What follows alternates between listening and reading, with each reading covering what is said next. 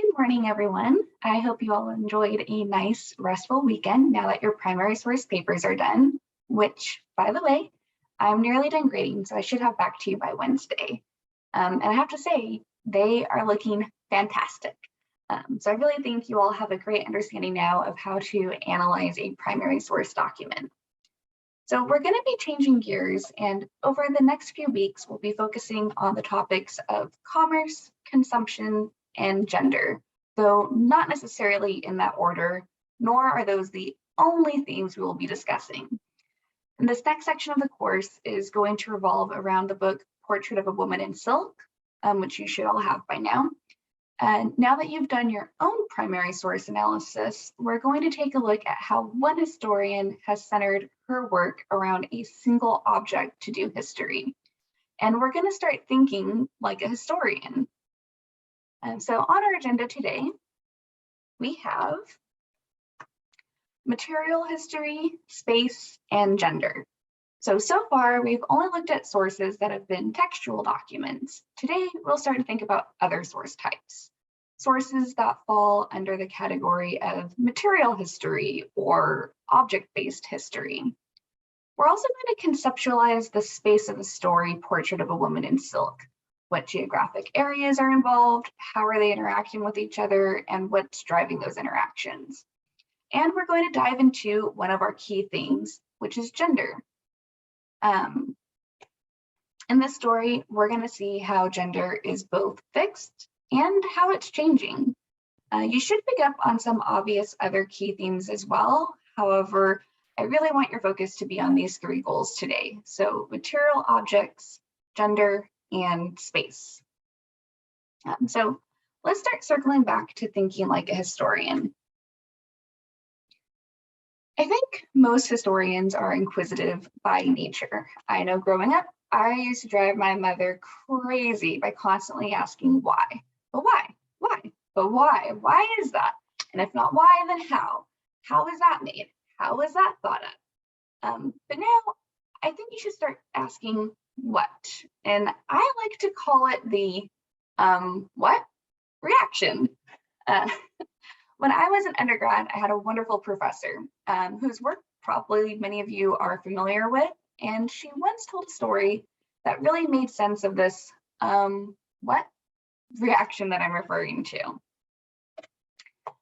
So if you're driving down Highway 17 in South Carolina,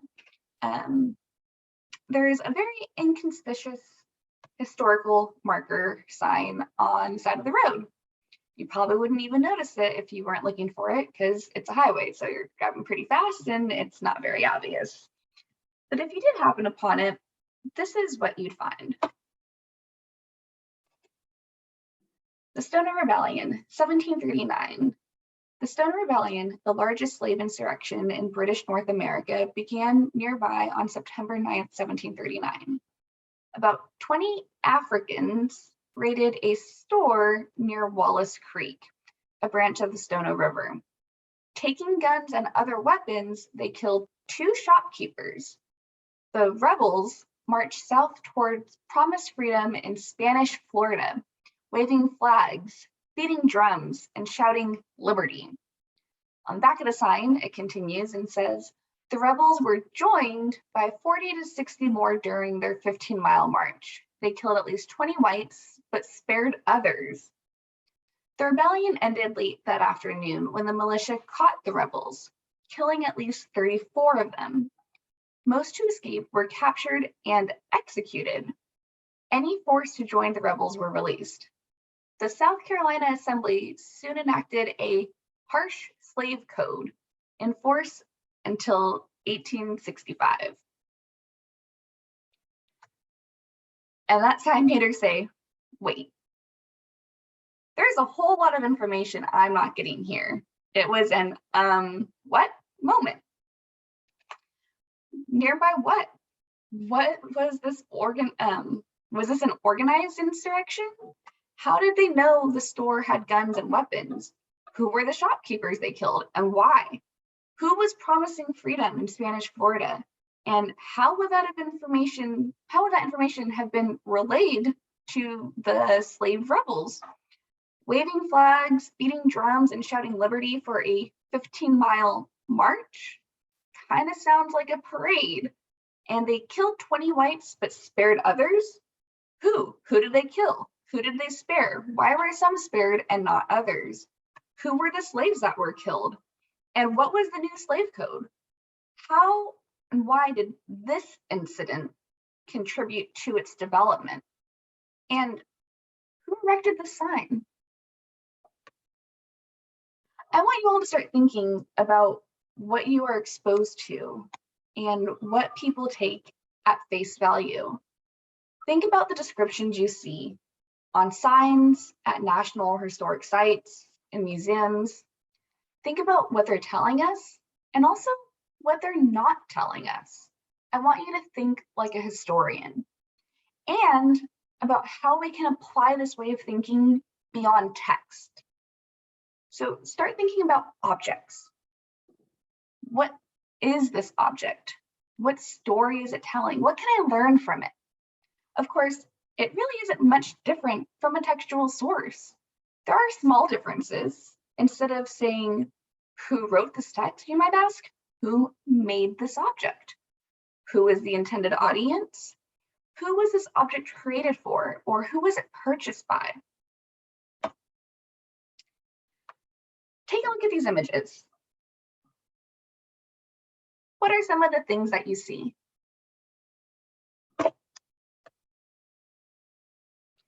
Do you think you could benefit from using objects to ask historical questions and conduct research? By a show of hands, you can use your little clicker for this.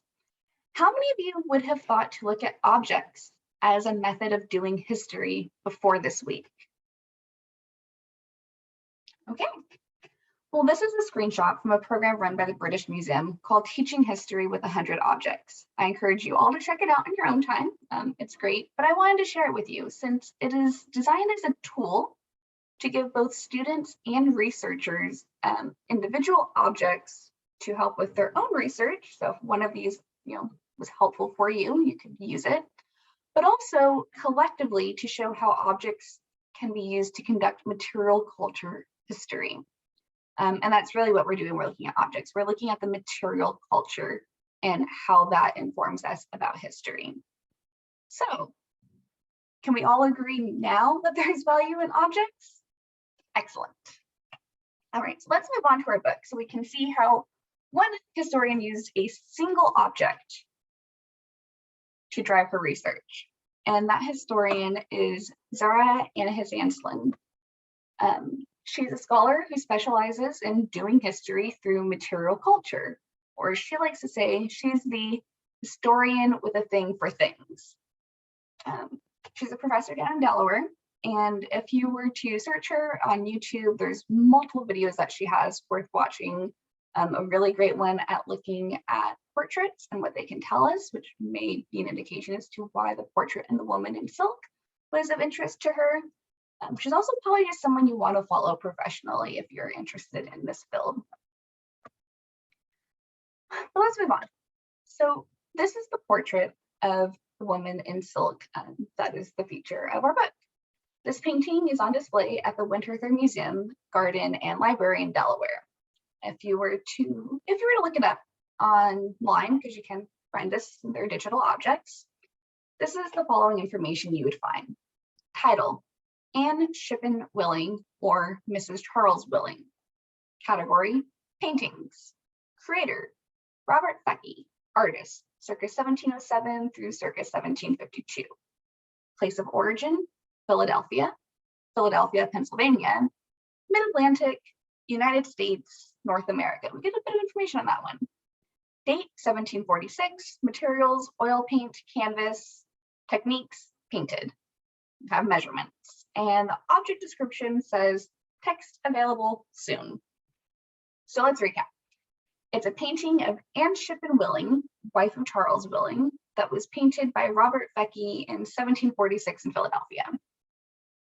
That's not a lot of information textually. In fact, even Zara Anahis-Anslin did not initially have an what moment when she saw it. And she is someone who can tell you just how much you can learn from a painting, as we'll see when she describes the painting later. But it wasn't until she crossed the Atlantic and was looking at a silk collection at the V&A Museum in London, the Victoria and Albert Museum. And it was until she was there that that wait a minute moment occurred for her. When she found this silk design in a book of designs by Anna Maria Garthwaite, she recognized the pattern from the dress as the patterning of the dress in the painting at the Winter Art Museum, which is pretty impressive. But also, she's both a historian and an art history historian, so she has acute attention to detail. In identifying this transatlantic connection, though, she was able to ask more questions. She was able to identify the silk designer, the weaver of the silk, the woman in the portrait, and the artist who painted her. She used this information to research into the lives of all of them and was able to produce an episodic history that tells the story of commerce, consumption, trade, movement, exchange, gender, and expectations, all from a cultural history perspective. The quote here, "The single dress of a woman of quality is often the product of 100 climates."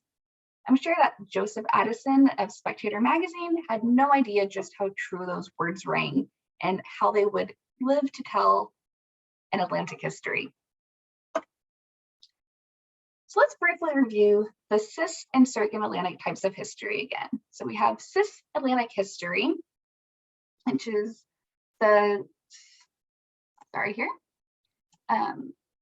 national or regional history within an Atlantic context, studies particular places as unique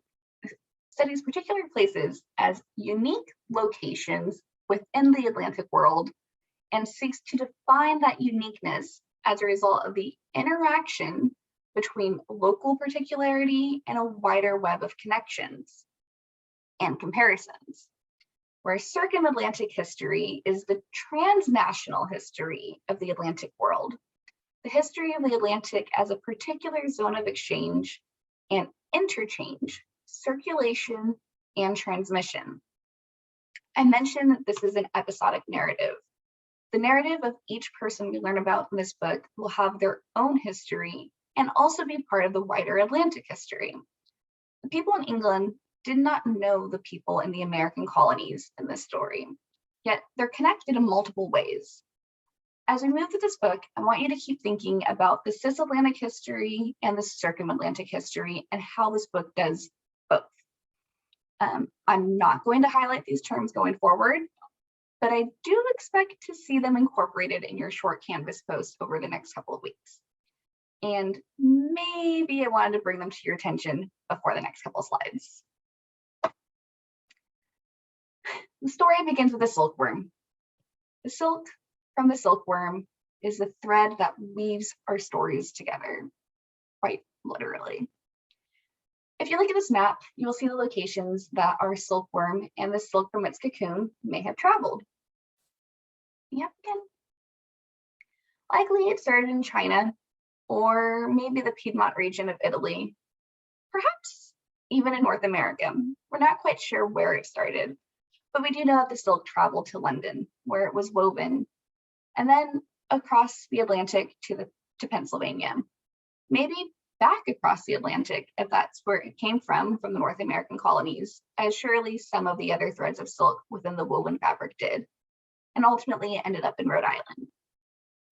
Looking at the silkworm, we can visualize the transatlantic region that our course is based on, but we can also see how the Atlantic world was part of a larger network. This has prompted some historians to argue that Atlantic history is actually a global history, but that's a topic for another discussion. In this story, the silkworm is important because we can use it to visualize the ties people had who were living in the Atlantic world to one another. It is important to see the travels of the silkworm because it makes the Atlantic easier to conceptualize spatially than if we were to look at each episode by itself, as we do with Anna Maria Garthwaite. She is the star of our first chapter. She is the designer of the silk pattern. As you can see from her map of places relevant to her, she lived her whole life in England. She wasn't traveling across the Atlantic like the silkworm was. And yet, she is a key player in our Atlantic history. Anna Maria Garthwaite and her two sisters grew up in Grantham and Lincolnshire.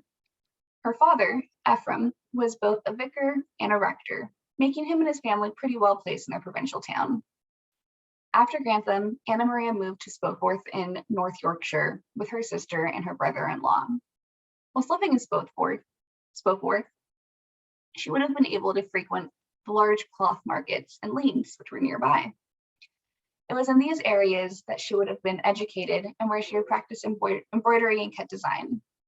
Her designs were based off her empirically observed reality. Although she grew up removed from the capital, she was still very much influenced by the Atlantic and her exposure to Georgic virtue. The idea of working within a confined framework, which is significant to the Georgic virtue, the confined framework to cultivate a thing of beauty is evident in her designs. As Ennis Hanslin puts it, her youthful landscape encapsulates a visual history of many things that shaped 18th century English landscape. The rise of the country house, the lure of the Georgic, the artistic appeal of rural labor, interest in ornamental and scientific gardening, and the enclosure movement. Her artistry, both when she was starting in Lincolnshire and as an established designer in Spitalfields, relied on her observation of British landscape design. But that landscape was being influenced by the Atlantic. The Dutch, French, the Chinese, and others all helped to change that landscape. And they shaped it. The Georgic symbolized industry and cultivation, and the success of Anna Maria's designs stemmed from her value of labor. She and her sister eventually left Leeds and established themselves in Spitalfields, just outside London proper. Spitalfields had been a refuge for Huguenots fleeing persecution in France. They brought with them their ideas of French design and high-end fashion, and they made Spitalfields the British silk capital. Like Leeds, Spitalfield also had regular markets. Also, since it was outside of London, it was separate from the guilds. It was a logical move for the aspiring designer. This is the home of Anna Maria Garthwaite. You can still visit it at 2 Princeless Street in Spitalfields today and see the blue plaque that's dedicated to her. Her home was also her place of work. As you can see from this image, there are 2 entrances to the unit, one that would have been for business and one that would have been for her private residence with her sister and ward. Having her work at home shows a couple of things. First is her dedication to her work.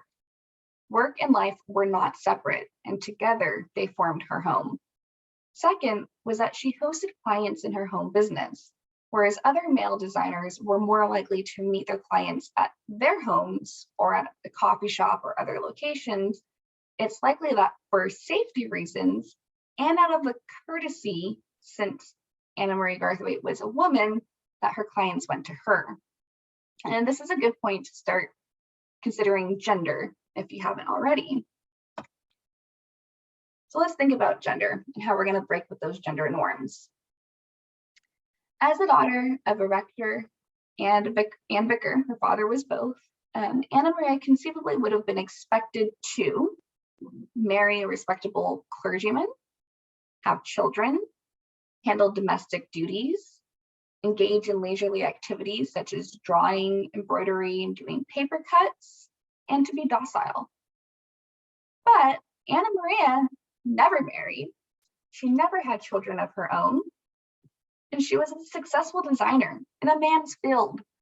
She lived in the city and supported herself, and she was probably quite legally savvy and probably quite strong-willed. We assume that she was legally savvy because she was made an executor of her father's will. And when it came to matters of her own estate, she was very specific in leaving it to other women, and with the stipulation that it was to be in their sole control, not in their present or future husbands. And when we look at things she was expected to do, we know she did engage in genteel activities. But when she did, she went against the grain. Things like her paper cuts often showed landscapes, and hers were dark cuts on a light background, more of a silhouette style, where most cutouts were white shapes on a dark background. So even when she is conforming to what is expected of her, she's not true to form. She challenges everything. We can guess that she was strong-willed because of her independence, because she didn't let the fact that the design industry was dominated by males and by French Huguenots stop her from joining it and from being successful in it. There were expectations of what a woman of her status ought to be like, and she challenged them. In fact, if we look at the description of the woman in the portrait, we can see these differences quite clearly. The painter gave her the rosy cheeks, emblematic of a chaste young bride. Although at the time the picture was painted, she had given birth to 7 of her 11 children. Her actual fertility was echoed in the aesthetics of the portrait. Her ripe curves of the damask echo the arc of her ample bosom. The painter showed her demeanor as calm, with a touch of sweetness breaking through her reserved dignity.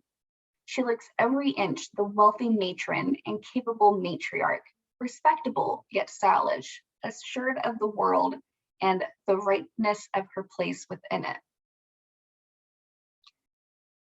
This woman is also a product of the Atlantic world. She's exemplary of what a woman of her status ought to be.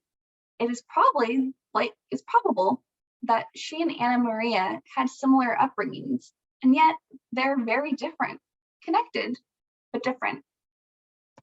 But it's important to note that Anna Maria Garthwaite was not reprimanded for challenging her gender role.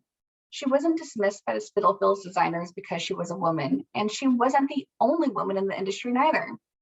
It may have been male dominated, but it was not male exclusive.